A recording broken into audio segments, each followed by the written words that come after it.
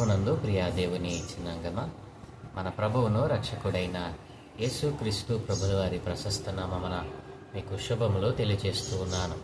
ప్రతి ఉదయం దేవునితో అనే ఆధ్యాత్మిక కార్యక్రమానికి మిమ్మల్ని ప్రేమతో ఆహ్వానిస్తూ ఉన్నాను. నేటి వాక్య ధ్యానముగా ఆదికాండము 32వ అధ్యాయము 1 నుండి 12 వచనాలు దేవుని వాక్యాన్ని చదువుకుని ధ్యానం చేసుకుందాం. యాకోబు తన త్రోవను వెళ్ళుచుండగా దేవదూతలు అతనిని ఎదుర్కొనిరి. యాకోబు వారిని చూచి, ఇది దేవుని సేన అని చెప్పి ఆ చోటికి మహానయీము అని పేరు పెట్టెను. యాకోబు ఎదోము దేశమున అనగా షేయూరు దేశముననున్న తన సహోదరుడైన ఏశావు నద్దకు దూతలను తనకు ముందుగా పంపి, మీరు నా ప్రభువైన ఏశావుతో, ఇంతవరకు నేను లాబాను నొద్ద నివసించి ఉంటిని. నాకు పశువులు, గాడిదలు, మందలు, దాసదాసీ జనమును కలరు. నీ కటాక్షము నా యందు కలుగునట్లుగా నా ప్రభువునకు ఇది తెలియచేయనంపితినని నీ సేవకుడైన యాకోబు అనినని చెప్పుడని వారికి ఆజ్ఞాపించెను. ఆ దూతలు యాకోబు నొద్దకు తిరిగి వచ్చి, మేము నీ సహోదరుడైన ఏశావు నొద్దకు వెళ్ళితిమి.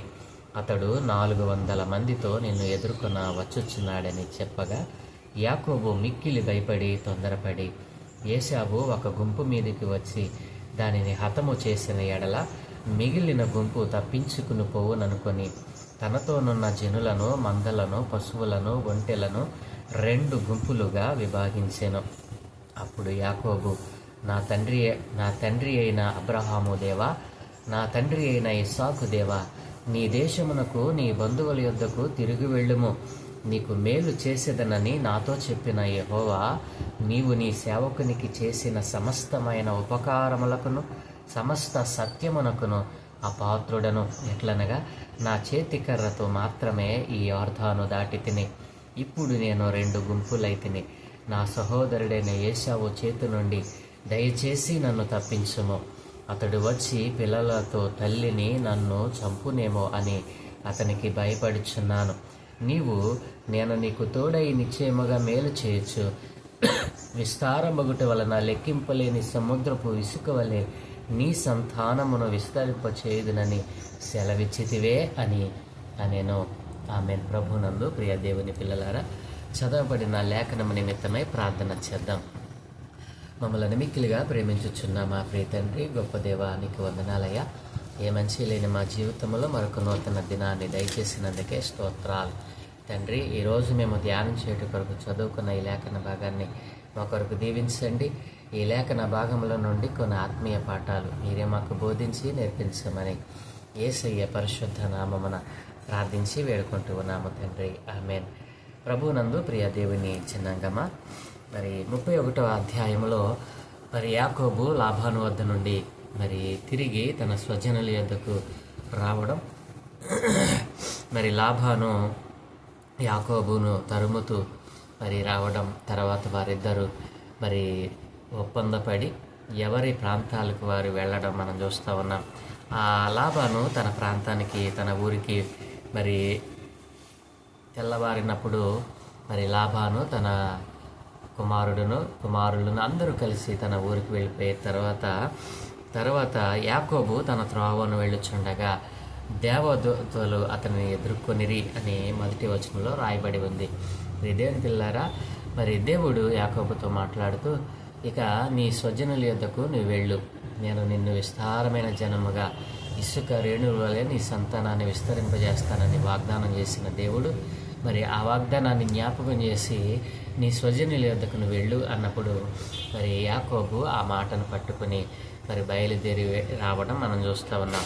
ఆ ప్రాంతంలో ఆయన వెళుతూ ఉండగా దేవదూతలు అతన్ని ఎదుర్కొన్నారు. యాకోబు వారిని చూచి, ఇది దేవుని సేన అని చెప్పి ఆ చోటికి మహానయీము అని పేరు పెట్టడం మరి లేఖనంలో మనం చూస్తూ ఉన్నాం. మహానయీము అనగా దేవుని సేన అని అర్థం, 2 సేనలు అని అర్థం.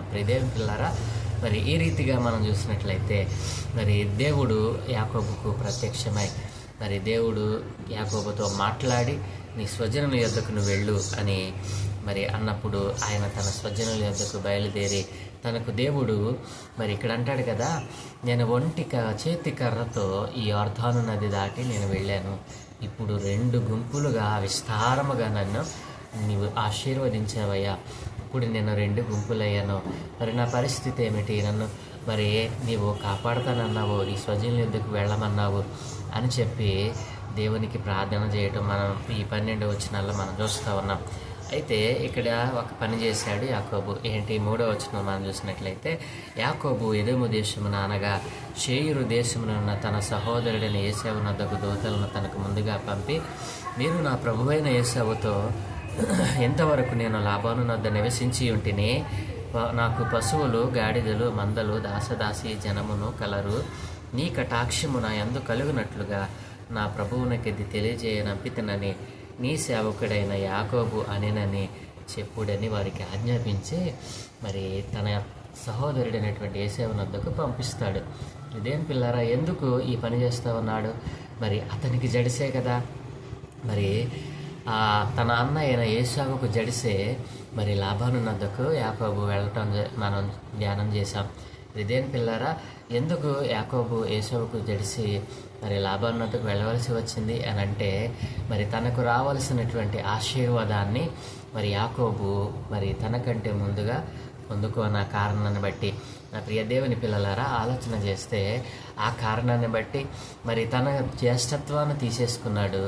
తర్వాత తనకు రావాల్సిన ఆశీర్వాదాన్ని కూడా తీసేసుకున్న కారణాన్ని బట్టి ఏశావు మరి యాకోబును చంపాలని ఆలోచన కలిగి ఉన్నాడు. ఆ ఆలోచనను బట్టి తల్లి ఏం చేస్తుందంటే రాహేలు మరి తన సహోదరిన లాబాను వద్దకు పంపిస్తుంది. ఆ కారణాన్ని బట్టే ఇప్పుడు మరలా స్వజనుల వద్దకు వెళ్తా ఉన్నాడు. మరి ఒకంత భయము, అప్పటి భయము ఇంకాను మరి యాకోబులో మనం చూస్తూ ఉన్నాం. అయితే దేవుడు ఏం చెప్పాడు? నీవు భయపడకు, నీవు వెళ్ళు త్రోవలో నేను నీకు తోడై ఉంటాను, నీవు వెళ్ళు ప్రతి చోట నేను నీకు సహాయం చేస్తాను. అసలు వెళ్ళమన్నది ఎవరు? దేవుడే కదా. మరి దేవుడు వెళ్ళమన్నప్పుడు తన అన్నయ్య అయినటువంటి ఏశావుకు యాకోబు ఎందుకు భయపడుతూ ఉన్నాడు? నా ప్రియ దేవుని పిల్లరా, ఈ భూమి మీద మనం జీవించినప్పుడు దేవుని యొక్క వాగ్దానం మన మీద ఉంటుంది. దేవుడు మనకు మరి వాగ్దానం చేసి నీవు వెళ్ళు అని అన్నప్పుడు మనం సందేహించకుండా వెళ్ళాలి. మరి ఆ కారణాన్ని బట్టి మరి దేవుడు ప్రత్యక్షమై యాకోబుతో అన్నాడు కదా, నీవు భయపడకు, నీ స్వజనుల యొద్దకు వెళ్ళు అన్నాడు. మరి ఆ మాటను పట్టుకుని వెళ్ళాలి. కానీ ఇక్కడ యాకోబు ఏం చేశాడంటే తన అన్న అయిన ఏశావుకు భయపడి తన యొక్క బలమును గురించి, తనకు కలిగిన దాన్ని గురించి ముందుగా నా సహోదరుడికి నేను తెలియచేయాలి అని ఆశపడ్డాడు. నా ప్రియ దేవుని పిల్లలారా, ఎందుకు ఈ పని చేయవలసి వచ్చింది? మరి అప్పుడే మరి ఏశావు నా మీద ఇంకా పగ కలిగి ఉన్నాడేమో, ఏశావు నేను కనపడితే నన్ను చంపేస్తాడేమో, మరి తల్లిని పిల్లను మరి మమ్మలను వేరు చేసి మమ్మలను చంపేస్తాడేమో అని భయపడుతూ మనుషులకు భయపడిన వాడిగా ఇక్కడ యాకోబు కనబడతా ఉన్నాడు. నా ప్రియ దేవుని పిల్లలారా, అలాగున తన అన్న యొద్దకు మరి సమాచారమును పంపినప్పుడు వారు వచ్చి మరి యాకోబుతో అన్నారు కదా, ఆ దూతలు యాకోబు వద్దకు తిరిగి వచ్చి, మేము నీ సహోదరుడైన ఏశావు వద్దకు వెళ్ళితిమి, అతడు 400 మందితో నిన్ను ఎదుర్కొన్న వచ్చుచున్నాడని చెప్పారు. ఇదేం పిల్లారా, ఇక యాకోబుకి ఎక్కడ లేనంత భయం పట్టుకుంది. ఇక 400 మందితో నా సహోదరుడు వస్తున్నాడంటే అతను సమాధానంగా వస్తున్నాడని నేను అనుకోవటం లేదు. నా ప్రియదేవుని పిల్లలారా, ఇక్కడ దేవుని వాగ్దానాన్ని మరి పక్కన పెట్టి భయముతో మరి యాకోబు ఏం చేస్తూ ఉన్నాడంటే, నీ అన్న 400 మందితో నిన్ను ఎదుర్కొని వస్తున్నాడు అని చెప్పేటప్పటికీ భయపడిపోయాడు, భీతి చెందుతూ ఉన్నాడు. దేవుని వాగ్దానాన్ని పక్కన పెట్టేసి భయము మరి దుఃఖము తనలోనికి వచ్చి తన యొక్క దేవుడు తనకిచ్చినటువంటి దానిని ఎలా కాపాడుకోవాలో, ఎలా మరి దానిని మరి దేవుడిచ్చిన వాగ్దానాన్ని ఎలా ఫుల్ఫిల్ చేయాలో వాగ్దానాన్ని మర్చిపోయి తనకు కలిగిన దాని మీద మనసు పెట్టి మరి 2 భాగాలుగా విభాగించడం మనం చూస్తూ ఉన్నాం. పశువులను, దాసదాసీలను, మందలను మరి 2 విభాగాలుగా చేసి, ఒకవేళ నా అన్న ఒక భాగం మీద పడితే ఇంకొక భాగం తప్పించుకుపోతుంది కాబట్టి దేవునికి మరి దేవుడు తన మాట చొప్పున దీన్ని జరిగిస్తాడని చెప్పి 2 భాగాలుగా విభజించడం మనం ఇక్కడ చూస్తూ ఉన్నాం. విభాగించడమే కాదు, ఆ తరువాత దేవునికి ప్రార్థన చేస్తూ ఉన్నాడు. దేవుని పిల్లారా, మరి ఇలాగున మరి ప్రార్థన చేస్తూ ఉన్నాడు. 9వ వచనం మనం చూస్తే, అప్పుడు యాకోబు, నా తండ్రి అయిన అబ్రహాము దేవా, నా తండ్రి అయిన ఇస్సాకు దేవా, నీ దేశమునకు నీ బంధువుల యొద్దకు తిరిగి వెళ్ళుము. నీకు మేలు చేసేదనని నాతో చెప్పిన యెహోవా, నీవు నీ సేవకునికి చేసిన సమస్త ఉపకారములకును సమస్త సత్యమునకును అపాత్రుడను. ఎట్లనగా నా చేతి కర్రతో మాత్రమే ఈ యొర్దాను దాటి తిని ఇప్పుడు నేను 2 గుంపులైతిని అని దేవునికి ప్రార్థన చేస్తూ ఉన్నాడు. ఎవడు చేయమన్నాడు? 2 గుంపులు ఎవడు చేయమన్నాడు? దేవుడు చెప్పాడా? దేవుని పిల్లరా, నిన్ను కాపాడుతాను అన్న దేవుని మాటను పక్కన పెట్టి తన అన్నయ్యని ఏశావుకు భయపడతా ఉన్నాడు యాకోబు. నా ప్రియదేవుని పిల్లలారా, మరి దేవుని యొక్క ఉన్నతమైన పిలుపునకు లోబడి మరి దేవుడే ప్రత్యక్షమై నీవు నీ స్వజనుల యొద్దకు వెళ్ళమన్నప్పుడు అన్నతో ప్రమాదం ఉందని దేవుడు ముందు చెప్పడా?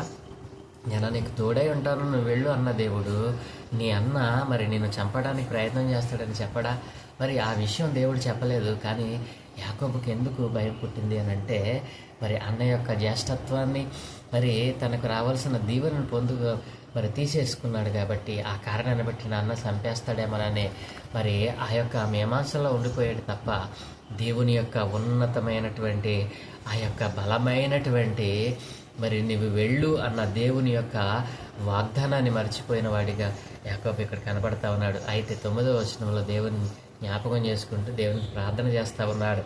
అక్కడ కూడా మరి నీవు నా తండ్రి అయిన మరి అబ్రహాము దేవా, ఇస్సాకు దేవా, నీ దేశమునకు నీ బంధువుల యొద్దకు తిరిగి వెళ్ళు, నీకు మేలు చేస్తుంది నాతో చెప్పిన యెహోవా అని అంటున్నాడు. అవును, నీతో చెప్పాడు, కరెక్టే కదా. మరి చెప్పినదే దేవుడు నిన్ను కాపాడడా? నీ అన్న చేతిలో నుండి నీకు మరి ఏ అపాయం రాకుండా నిన్ను కాపాడతాడు కదా.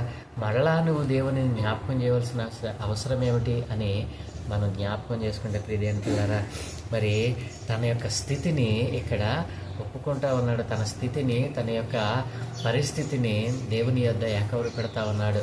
మరి ఇప్పటి వరకు దేవుని మాటను మరి మర్చిపోయాడు అనుకున్నాం.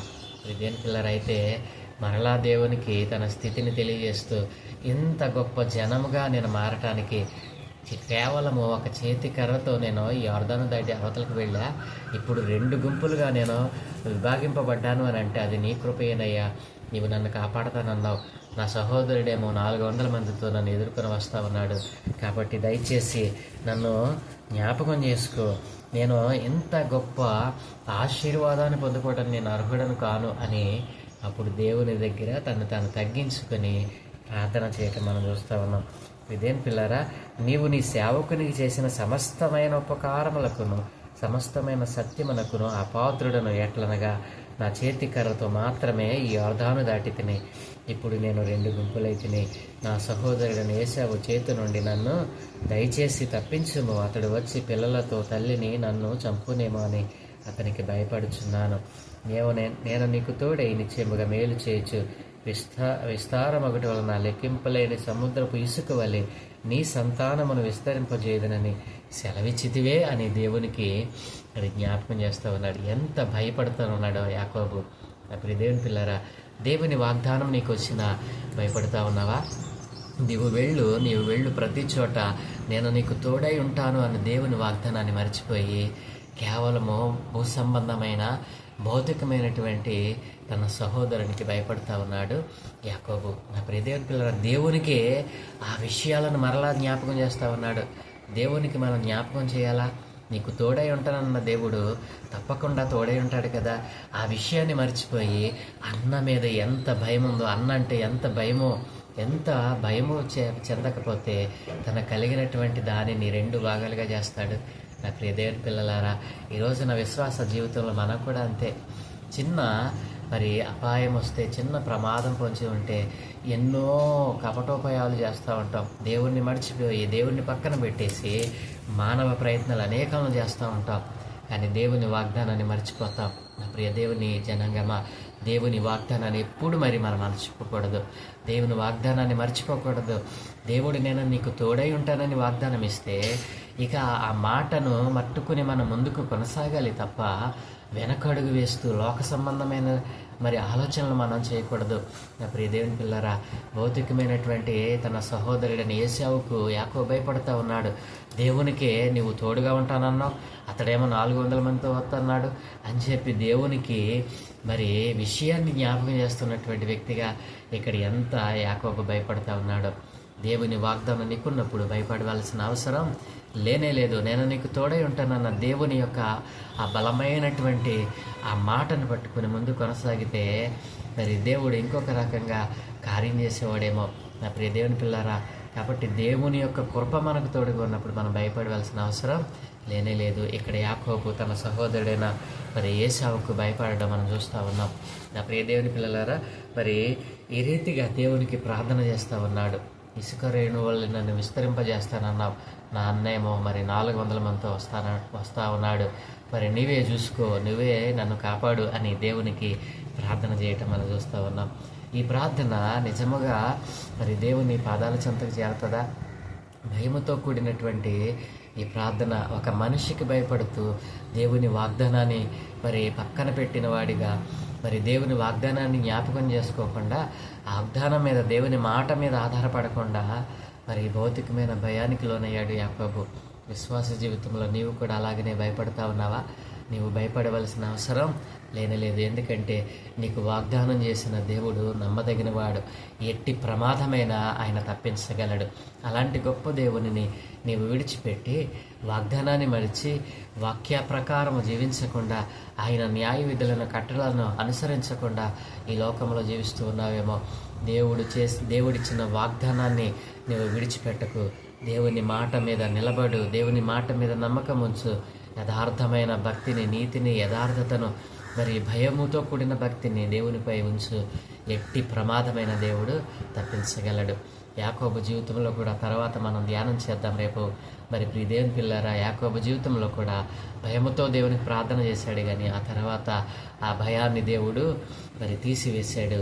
మార్గంలో 400తో వచ్చినటువంటి ఏశావు మరి తన సహోదరుని హత్తుకోవడం, వారు సమాధానపడడం, ఇదంతా కూడా దేవుని కృప వలనే అని మరి తర్వాత గ్రహించగలుగుతాడు. కానీ ఇప్పుడైతే మిక్కిలి భయముతో యాకోబు ఉన్నాడు. నీ విశ్వాస జీవితంలో భయపడుతూ ఉన్నావా? దేవుని వాగ్దానం మీద నమ్మకం పెట్టుకోలేదా? దేవుని మాట పైన నమ్మకత్వాన్ని నిలపలేదా? ఒకవేళ అలాంటి జీవితం నీలో ఉంటే, యాకోబులో ఉన్న ఈ భయం నీలో ఉంటే, ఇప్పుడే దాన్ని విడిచిపెట్టి దేవునిపై ఆధారపడు. దేవుని వాగ్దానము నీ మీద ఉంది. దేవుడు నీకు సహాయం చేస్తాడు. ఎట్టి ప్రమాదమైన నిన్ను తప్పిస్తాడు. దేవుడు అలాంటి వాగ్దానముతో ఈ రోజున నిన్ను, నీ కుటుంబాన్ని, మీకు కలిగిన సమస్తాన్ని దేవుడు దీవించునుగాక. ఆమేన్. ప్రార్థన. దయగలిగిన తండ్రి, కృపగలిగిన దేవ, నీ ఘనమైన ఉన్నతమైన నామానికి స్తోత్రాలయ్యా. విశ్వాస జీవితంలో అయ్యా ఇదిగో యాకోబు వల్ల మేము కూడా భయపడుతూ బ్రతుకుతా ఉన్నాం. అయ్యా నీవు మమ్మల్ని కాపాడే దేవుడు, సంరక్షించే దేవుడు నీవన్నా, నీ మీద ఆనుకొనకుండా లోక సంబంధమైన శ్రమలు సంభవించినప్పుడు భౌతికమైనటువంటి వ్యక్తులకు మేము భయపడవలసిన మీకు భయపడకుండా నాయన, నా విశ్వాస జీవితంలో నాయన ఇదిగో ఒక్కొక్కసారి కిందకి దిగిపోతున్న సందర్భాలు అనేకములు ఉంటా ఉన్నాయి. అలాంటి బ్రతుకు మాలో ఉందేమో నాయన. ఈ రోజున యాకోబు కలిగి ఉన్న భయము నాయన మాలో కూడా కలిగి ఉండి, నీ విశ్వాస జీవితంలోనైనా విశ్వాస పరిమాణంలో మేము ముందుకు కొనసాగకుండా అయ్యా ఇదిగో లోక సంబంధమైన వారిగా మేము బ్రతుకుతూ ఉండగా నీ వాక్యం ద్వారా యాకోబు జీవితంలో మాతో మాట్లాడావు. అవును తండ్రి, నీ వాగ్దానం ఉన్నప్పటికీ భయపడినటువంటి యాకోబు జీవితాన్ని మేము ధ్యానం చేసి ఉండగా మేము కూడా అయ్యా మాకు ఎన్నో వాగ్దానాలు మా కొరకు మీరు ఏర్పాటు చేశారు. ఆ వాగ్దానాలని మా జీవితంలో నెరవేర్చాలని మీరు ఎంతగానో నాయన ఆశ కలిగి ఉన్నారు నాయన. అట్లాంటి మీ ఆశ కలిగిన నాయన మీ చిత్తాన్ని మేము నెరవేర్చకుండా అయ్యా మేము పడిపోతూ లేస్తూ భయపడుతూ లోక సంబంధమైన వాటికి భయపడుతూ నీ వాక్యాన్ని నీ యొక్క వాగ్దానాన్ని నిరర్ధకం చేస్తూ ఉన్నాం నాయన.